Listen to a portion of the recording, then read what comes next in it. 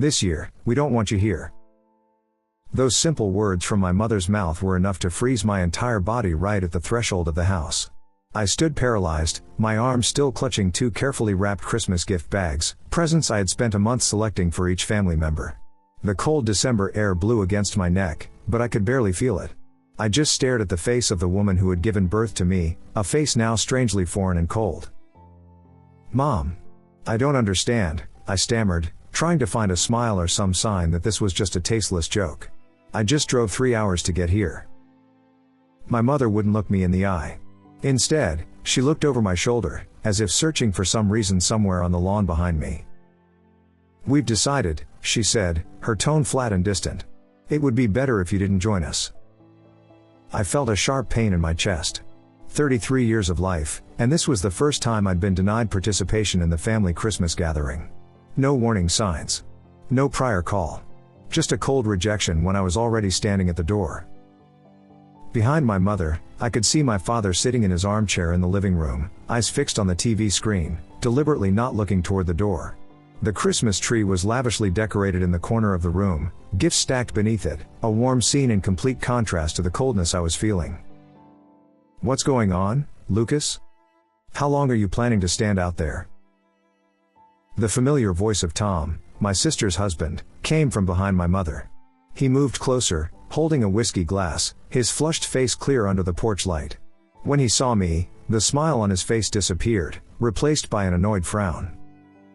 "Oh, he showed up," Tom muttered, taking a sip from his glass. "Didn't we make ourselves clear? There's no place here for losers." I looked over his shoulder, searching for my sister.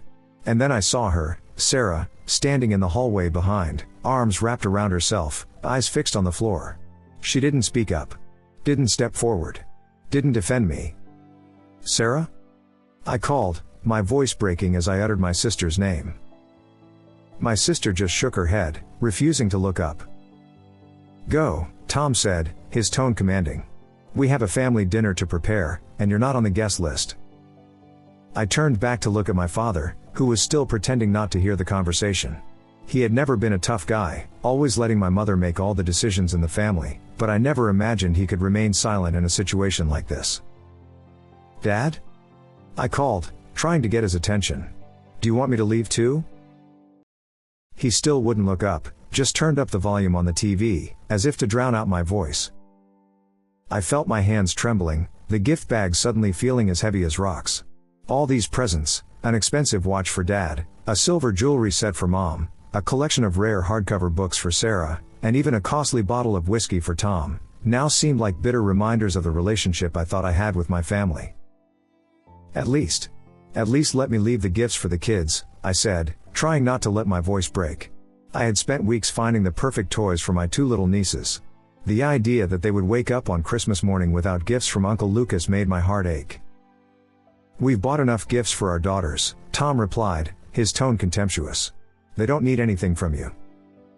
My mother put her hand on Tom's shoulder, as if to stop him from saying more, but her face remained emotionless. "You should go," she said, her voice softer but still firm. We'll talk after the holidays." I stood there, frozen in a storm of emotions, shock, confusion, hurt, and an anger that was slowly rising. How could they treat me like this? After everything I had done for this family? "Fine," I finally said, trying to keep my voice steady. "Let me put the gifts in the car and come back. We need to talk about this." I turned, walking heavily toward my car parked along the curb. Snow had begun to fall, small flakes landing on the colorful Christmas gift bags, creating a bitter contrast to my gloomy mood.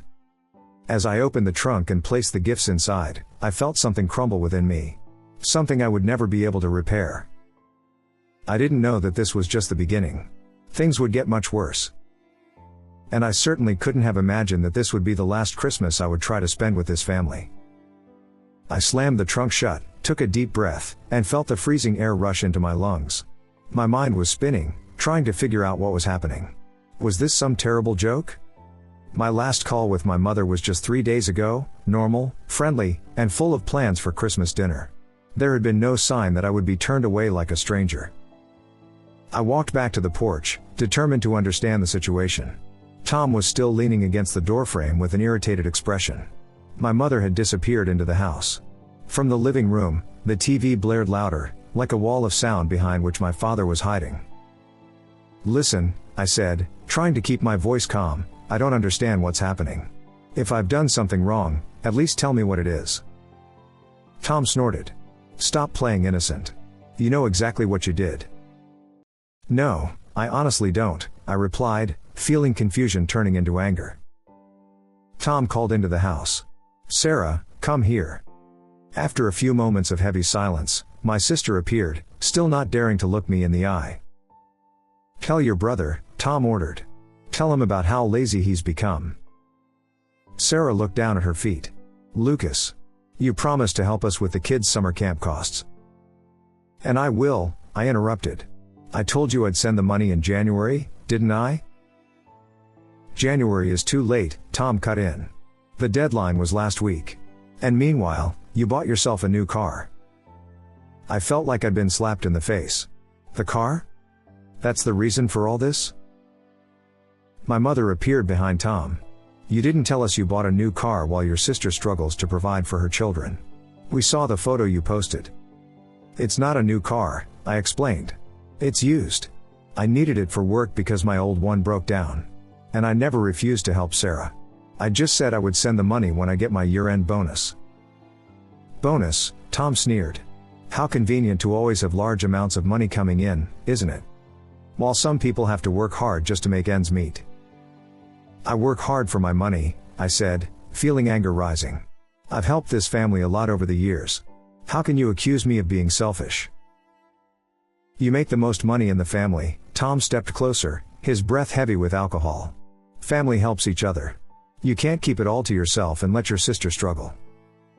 "Tom, enough," Sarah spoke weakly, but her husband didn't care. "No, I'll say what needs to be said," he continued, pointing his finger in my face. "You gave us hope, then destroyed it. The kids were so excited about summer camp. What are we supposed to tell them now?" "I never said I wouldn't help," I replied. "I just need to wait until January. If you needed the money urgently, you could have called me." "You've become arrogant since you got your new job," my mother chimed in. "You seem to have forgotten where you came from." I felt something shatter inside me. For 8 years, I had been this family's financial savior. I had paid the mortgage for Sarah and Tom when they were struggling. I had paid for education, clothes, and almost everything else for the kids. Now, just because I needed to wait a few weeks to send money, the whole family was treating me like a traitor. "I've had enough," I said, my voice dropping. "I've supported this family long enough. From today, I will no longer be financing Tom's lifestyle." Tom went pale, then red with anger. "What the hell are you talking about?" "I'm the one who's been paying half your mortgage for the past 3 years, I replied. "I'm the one who paid for your kids' education, bought them clothes, and even paid to fix your car. I did it all because I love this family. But clearly, gratitude is not something I can expect." Sarah looked up, horrified. "Lucas, you can't." "No, I can and I will," I said, turning my back. "Merry Christmas. Don't worry, I won't bother you anymore." As I walked away, Tom called after me, "You'll regret this, Lucas. You can't abandon your family like this." I didn't stop. I couldn't look them in the eyes for another second. As I sat in my car, I felt the world collapse. The people I loved most had turned their backs on me just because of money. Waves of emotion washed over me, betrayal, sadness, anger, and a strange feeling that this wasn't the whole truth. Something was wrong in this situation, a missing piece that I couldn't yet see. As I drove away from the familiar street, I wondered, was this the end? Or was this just the beginning of something worse? The Christmas lights twinkling on the streets I drove through became blurry in my tear-filled eyes. I don't remember how long I drove, only that I had unconsciously driven back to my apartment, where I should have returned only after 2 happy days with family. Entering my home, I tossed the keys on the table and plopped down on the sofa, my mind still reeling from what had just happened. The betrayal I had experienced wasn't as sudden as it appeared. Perhaps it had been brewing for years, just waiting for the right moment to explode. When did it all start? I closed my eyes, thinking back. Maybe 6 years ago, when Sarah married Tom. From the beginning, I hadn't liked Tom. He had a polished appearance but rarely kept a job for more than 3 months. Sometimes he didn't get along with his boss, sometimes the company had issues, sometimes the salary wasn't high enough. There was always some reason. Sarah worked part-time at a local store, but her income wasn't enough to maintain the lifestyle Tom wanted. I remember the first time Sarah called asking for my help, her voice trembling over the phone. They had been late on mortgage payments for 2 consecutive months and were facing the risk of losing their home. "I don't know what to do, Lucas," she sobbed. "The kids can't lose their home." How could I refuse? That was Sarah, my only sister, who had followed me like a shadow when we were young. So I sent her money, thinking it was just temporary support. But then came the second time, then the third. I paid to fix Tom's car when it broke down. I bought a new laptop when their older daughter started high school.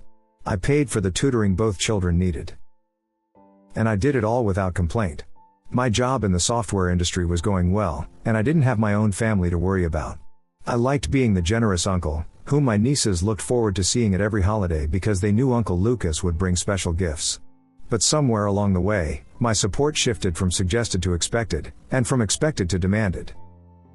I still vividly remember the conversation with Tom 2 years ago, when he suggested I invest in a business opportunity he had found. I declined, gently but firmly. It was clearly a pyramid scheme, and I didn't want my money wasted. "You don't trust me," Tom accused, his face red with anger. "You always think you're better than me." "That's not it," I protested. "I just don't think this is a good investment." "So what do you think is a good investment?" He snapped. "Maybe the money you throw at expensive schools for your nieces? Or the luxury toys they don't need?" I was shocked by his reaction, but I let it go. "That's Tom for you," I told myself. "He's always hot-headed, especially when it comes to money." "I help because I want to," I told him. "Not because I'm obligated to." I didn't realize that those words had planted the seeds for deeper resentment. For the past 2 years, I had funded both nieces' extracurricular activities. I had paid for summer camps, ballet classes, science clubs, and countless other things. I also sent Sarah a fixed amount monthly to take care of the kids, although I suspected Tom used part of that money for his personal pleasures. The new watch, the designer shoes, the fishing trips with friends, all mysteriously appeared despite Tom's frequent unemployment. My mother knew how much I had been helping them, but she always encouraged it. "You need to take care of your sister," she would often say. "We're a family, and family sticks together." Only my father sometimes showed concern. "You can't keep bailing Tom out," he told me on my birthday last year, during one of our rare private moments. "He needs to stand on his own 2 feet." I didn't listen to my father. My heart was too soft when thinking about my 2 little nieces, Emily and Sophie, innocent children who might suffer if I stopped supporting them. Last month, when Sarah called about next summer's camp, I didn't think it was a big deal to say I would send the money in January. I had just spent a large sum on a used car to replace my old one that was nearly 15 years old, and I needed to wait for my year-end bonus. "That's fine," Sarah said, her voice gentle. "I just need to know in advance so I can plan."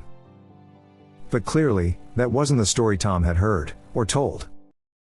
I looked at the phone lying silently on the table. No calls from Sarah, no apologetic text messages, no explanation. Just a frightening silence, as if I had truly been cut off from the family just for saying no to one request. But their reaction was disproportionate to the situation. Something wasn't right here. I could feel it. Even if they were angry that I couldn't provide money immediately, kicking me out of the family Christmas dinner was an extreme reaction. I stood up and walked to the window, looking at the light snowfall outside. In that moment, a thought flashed in my mind: perhaps my purchasing a new car was just an excuse. Perhaps they had been planning to get rid of me for a long time, once they realized I wasn't as useful as before. But what hurt my heart the most wasn't Tom's betrayal. I had never really trusted him. It was Sarah's silence and my parents' complicity. The people I had loved unconditionally, the people I thought would always stand by me, had turned their backs on me so easily. I picked up my phone, fingers scrolling through contacts, stopping at Sarah's name. Should I call? Should I seek an explanation? Or should I let this betrayal fade into oblivion? I put the phone down. Not tonight. Tonight I needed time to think, to process, to truly understand that my family, the people for whom I had sacrificed so much, had seen me as nothing more than a walking wallet. This Christmas would be lonely. But perhaps it was time for me to understand that I had given too much without setting any boundaries. And it was time for that to change. Christmas Eve passed in absolute solitude. No calls, no messages, no sign from my family. I chose an old Christmas movie to watch, ate a frozen dinner, and drank an entire bottle of wine by myself. When the clock struck midnight, I texted Merry Christmas to my nieces, knowing they might not be allowed to read those messages. New Year's Eve passed in similar silence. I had declined invitations from colleagues, no longer in the mood to attend any parties. Instead, I sat on the balcony, watching fireworks bloom across the city sky, wondering if the new year would bring any new beginnings. The first week of January passed, then the second. I buried myself in work, staying late each day, just to avoid facing the empty apartment and the strange loneliness I had never experienced before. I had always been close to my family, no matter how tense the relationship. Now, it felt like I had lost a part of my identity. Mid-January, as I was composing an email in the office, my phone vibrated with a new message. It was Sarah. I felt my heart beat faster as I opened the message. "Lucas, I'm sorry for what happened on Christmas Eve. I didn't agree with how they treated you. I hope we can talk soon." I stared at the message for several minutes, unsure how to react. Part of me wanted to reply immediately, tell her I forgave her, that we could fix things. But another part, the deeply hurt part, wondered why it had taken nearly a month for her to contact me. I decided not to respond right away. Instead, I put the phone down and continued working, letting my emotions settle before making any decisions. 2 days later, I received another message. "Did you get my message? I really need to talk to you." This time, I replied, "Yes, I received it. I need time. I'll contact you when I'm ready." Sarah didn't respond, and I wasn't sure if that was a good or bad sign. The last week of January passed without further contact. I received my year-end bonus, more than I had expected. In a moment of weakness, I considered sending some to Sarah for the kids' summer camp, as I had promised.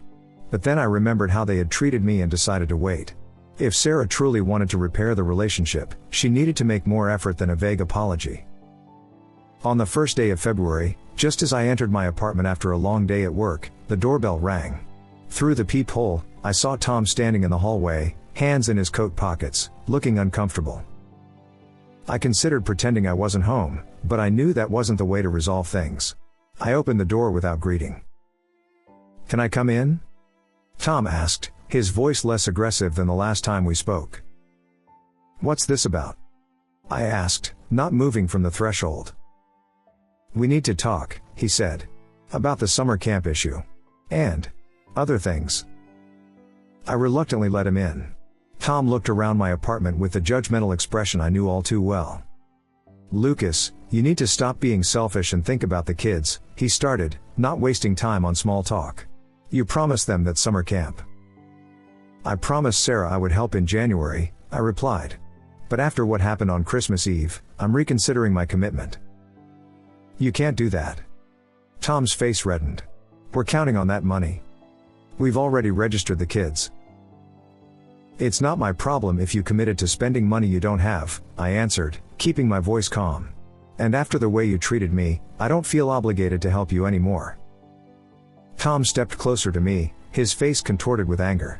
"Things have gotten harder since you pulled out. We're struggling. Do you know what you're doing to your own family?" The word family stabbed my heart, but I didn't let it sway me. "Family doesn't kick each other out the door on Christmas Eve, Tom," I said, my voice dropping. "Family doesn't demand money as if it's an entitlement. So don't talk to me about family." Tom left in a state of anger, slamming the door behind him, shaking the walls of my apartment. I stood there, feeling drained of energy, but also relieved that I hadn't given in to his demands. 3 days after the confrontation with Tom, I received a call from an unfamiliar number. Normally I wouldn't answer, but something compelled me to hit answer. "Hello, may I speak with Lucas Stone?" A middle-aged male voice came from the other end. "This is he," I replied, cautious. "Who's calling?" "Hello, Mr. Stone. This is Mark Dawson, attorney with Fleming and Associates. I'm calling regarding Sarah Stone Miller, your sister." My heart raced. "Sarah? What's going on? Is she okay?" "Your sister is physically fine," Mr. Dawson answered. But she has asked me to contact you about a private matter. She wanted me to share some information she feels you should know. I sat down, feeling my head spin. I'm listening. Mr. Stone, I'm representing your sister in a matter related to her financial situation. Specifically, concerning how her husband has been using the money you've been supporting their family with over the years. A chill ran down my spine. I don't understand.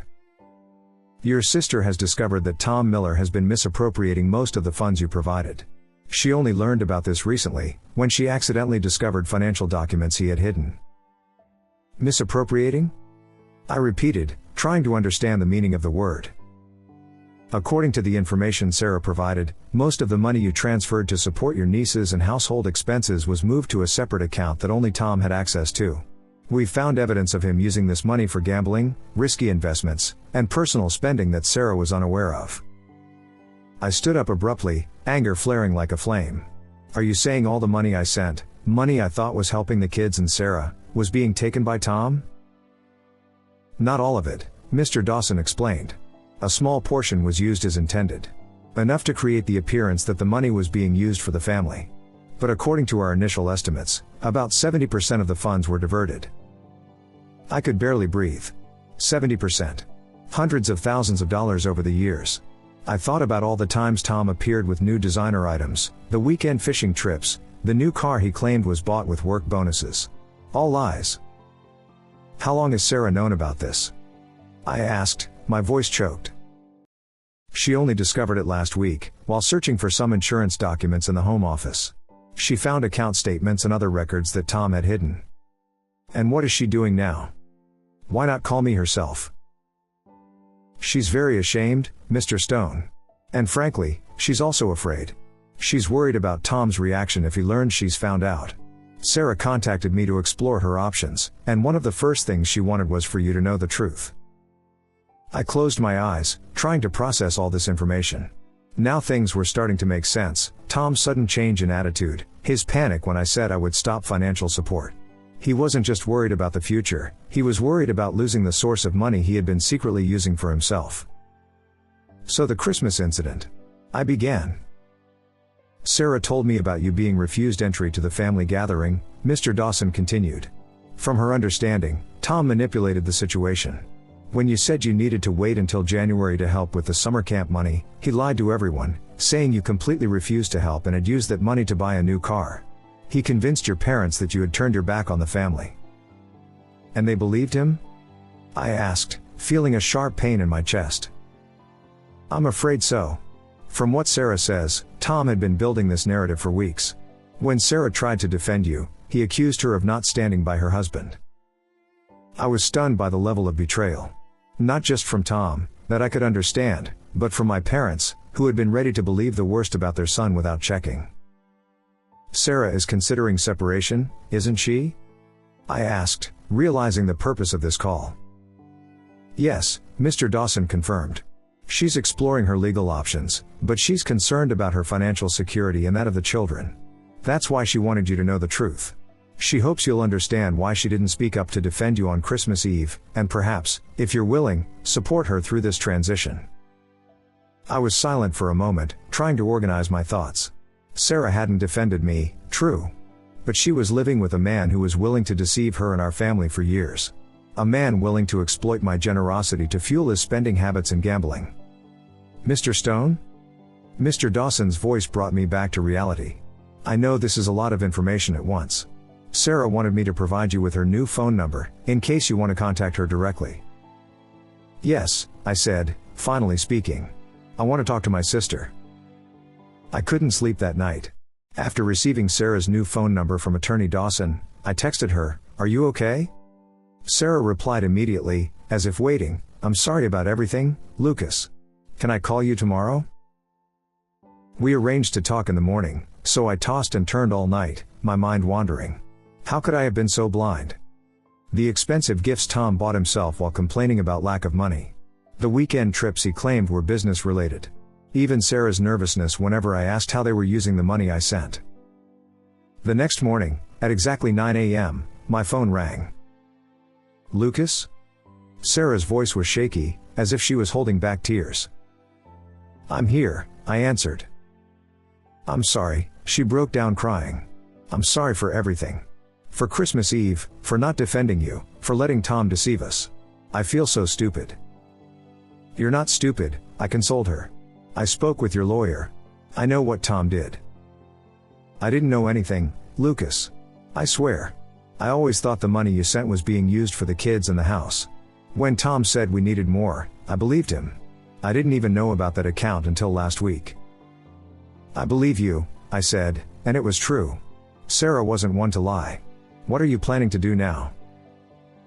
I'm preparing to leave. Attorney Dawson is helping me plan. Tom doesn't know that I've found out. He thinks I'm still trying to convince you to resume financial support. So that's why he came to see me, I realized. Yes.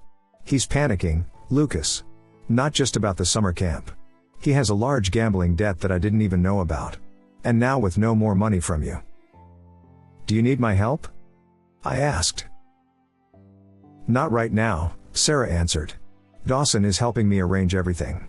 I just needed you to know the truth and maybe talk to Mom and Dad when things are settled. Tom has made them believe you really only think about yourself. I'll talk to them, I promised, although it still hurt that they had so readily believed lies about me. 2 days passed without news. On the third day, just as I was about to call Attorney Dawson to check in, my phone rang. It was Tom. I decided to answer. What is it? What did you say to Sarah? Tom's voice growled, full of anger. I don't know what you mean, I replied calmly, deciding not to reveal information. Don't play dumb with me. Tom shouted. Sarah suddenly changed her phone number, is acting weird, and I know you're involved. What did you tell her? Maybe you should ask Sarah, I said. Or maybe you should check your bank accounts. Silence stretched on the other end, and I knew I had hit the mark. So she told you, he finally spoke, his voice dropping to a dangerous whisper. What do you think you're going to do?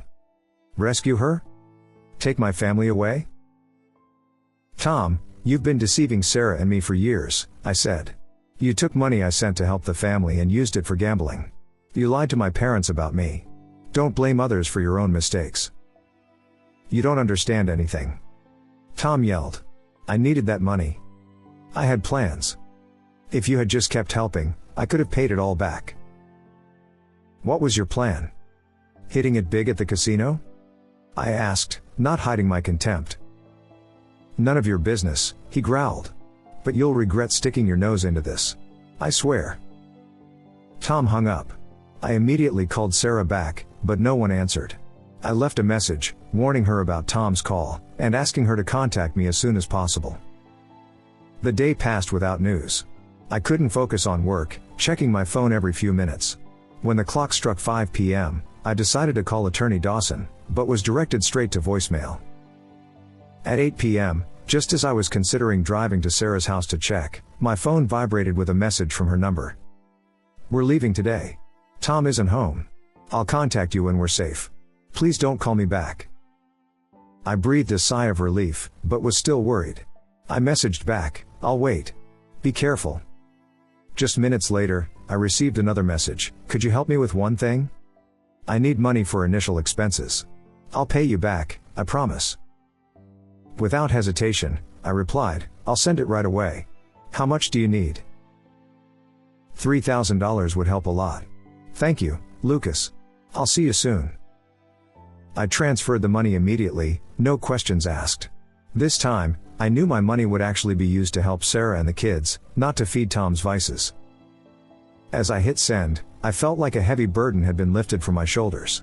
Sarah was escaping a toxic marriage, the kids wouldn't have to grow up in an environment of deceit, and I had, in a way, gotten my sister back. I didn't know what the coming days would bring, but for the first time in months, I felt hope. 3 hours after sending money to Sarah, I received a short message confirming she had received it and was on her way. I stayed up all night, worried about my sister's and niece's safety.